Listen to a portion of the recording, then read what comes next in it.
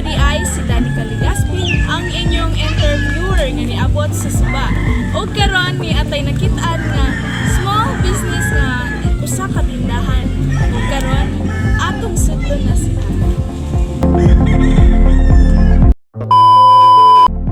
So karon ani ata ni ate og tama ba? Ato siya gila-ilang mo sa iyo. Sa pangalan ng ate? Ako si Marisa Cristina. Unsa pod nga unsa nga business mo ni bukod karon? Kani ang sari-sari store. So karon te kaning imong tindahan sa may pangalan sa Ang tanan ani kay wala. Mura nga ato sa Marisa mo na buhat niya. Dito ko ni siya 2015. O kaning imong tindahan te unsa may purpose ani nga? Unsa man siya nabang ani?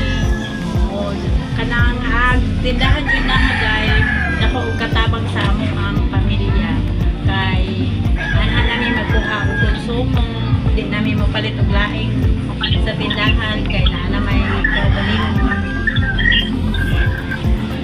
So makatabang jud ay ang tindahan. Ang imong kwanto te? Ilan siya? Naigilan siya at karon ang tindahan kay makakuan ginan siya makagamit mi makapalit mi og sa among kinahanglanon wala siya napoy ginan siya unya napoy usahay kanang napoy mangutang unya ang kung nay mo bayan napoy dalit ra napoy dugay.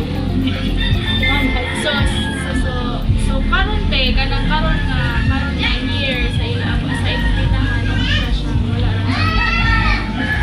Okay naman Madarag smile.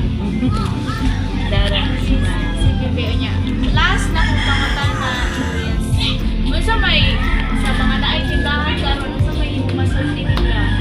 Unsa may mensahe akong mensahe sa ubang tindahan no kay kanang mag-control ta sa pautang sa atong mga suki di jud kuan di jud palabian og utang kay aron na patay ibalik mao na ako ang ikatamo